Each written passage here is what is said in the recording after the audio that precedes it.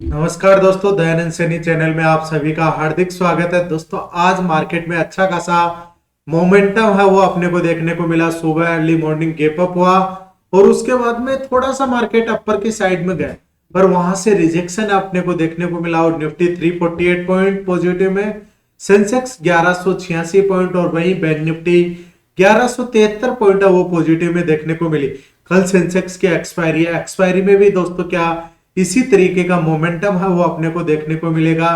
क्या यहां से हम मान सकते हैं कि मोमेंटम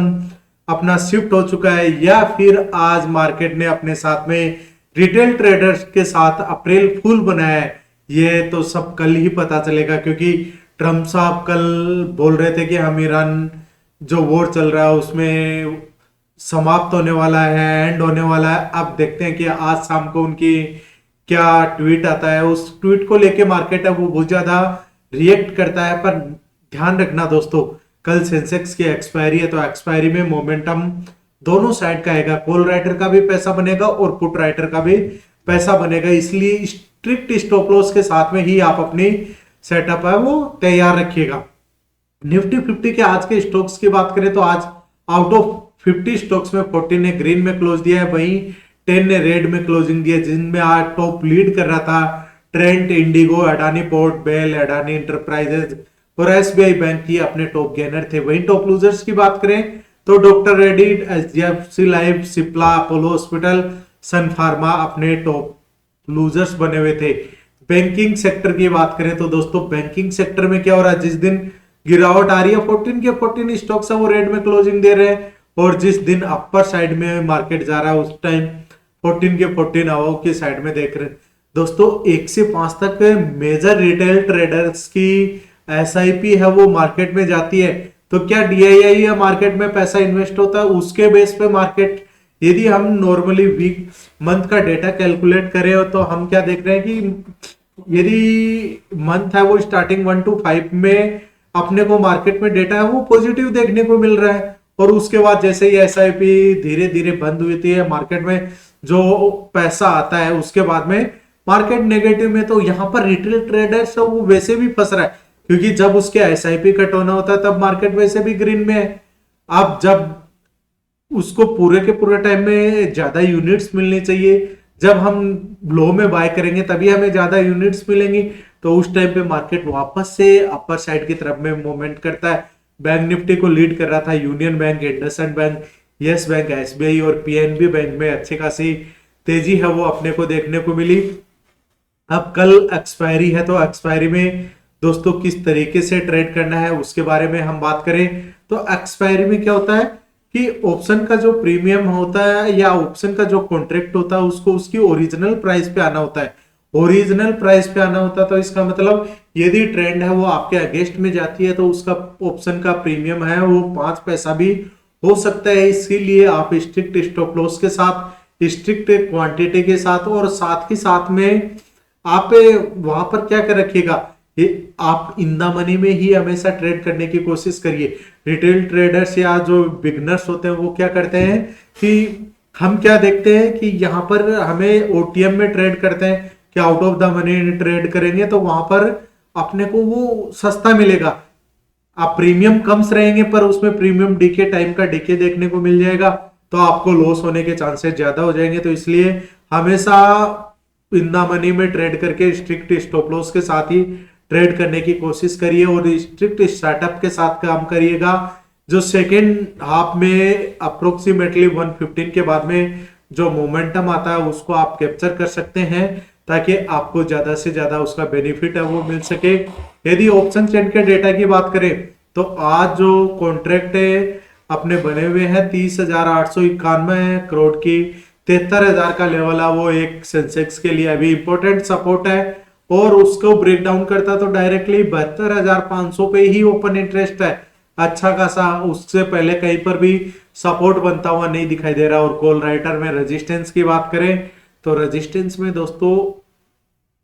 74,000 का लेवल है, 73,500 का थोड़ा सा हैडल है, उसको ब्रेकआउट करता है तो फिर मार्केट में 74,000 का लेवल आते हुए देखने को मिल सकता है। तो दोस्तों आपका क्या व्यू है, कल क्या सेंसेक्स की एक्सपायरी में 74,000 का लेवल देखने को मिलेगा, या फिर वापस से डाउन ट्रेंड की तरफ में ही हमें रुख है वो करना पड़ेगा।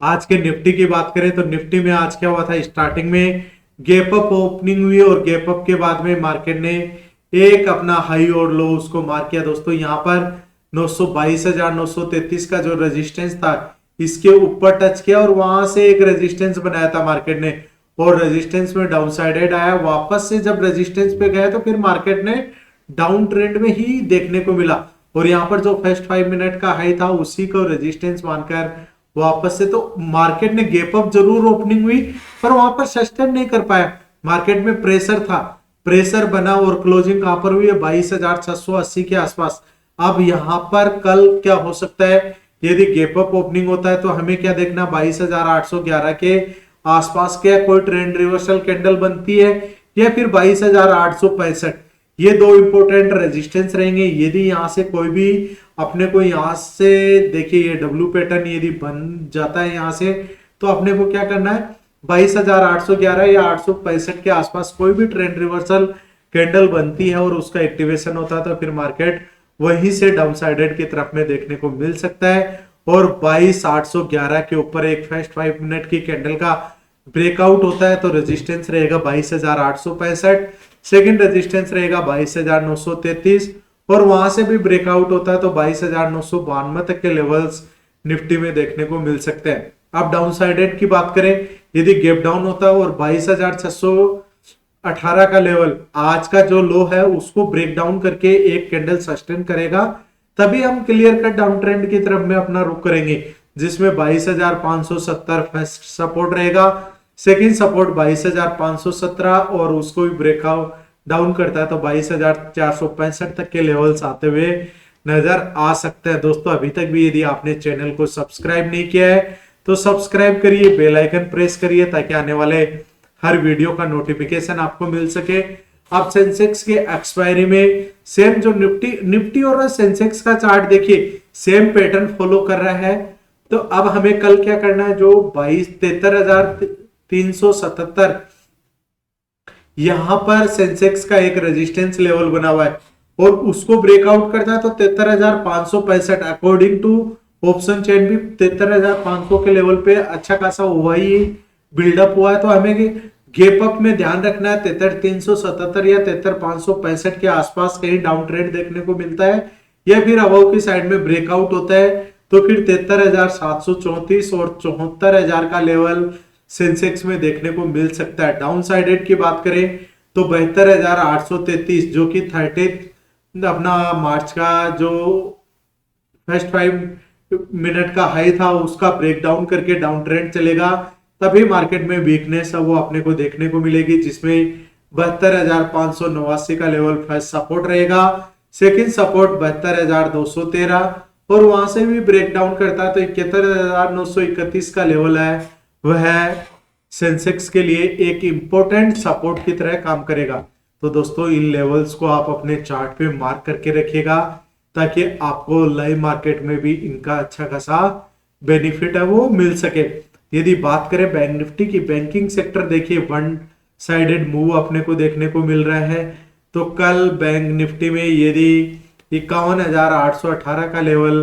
ब्रेकआउट करके सस्टेन कर जाता है तो फिर इंट्राडे में मोमेंटम है वो पॉजिटिव देखने को मिल सकता है, जिसका फर्स्ट रेजिस्टेंस रहेगा 52,060, और वहां से भी ब्रेकआउट होता है तो फिर 52,301, और 52,301 के बाद में डायरेक्टली 52,491 का लेवल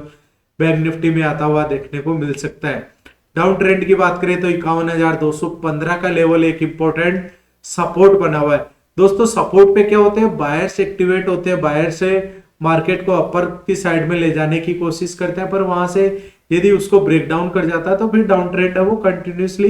देखने को मिलता है। अब 51,215 का लेवल ब्रेक डाउन करके डाउन ट्रेंड में चलता है तो फिर 50,939, 50,732 और 50,405 का लेवल इंपॉर्टेंट सपोर्ट रहेगा। दोस्तों अभी भी यदि आपको कोई भी कंफ्यूजन रहे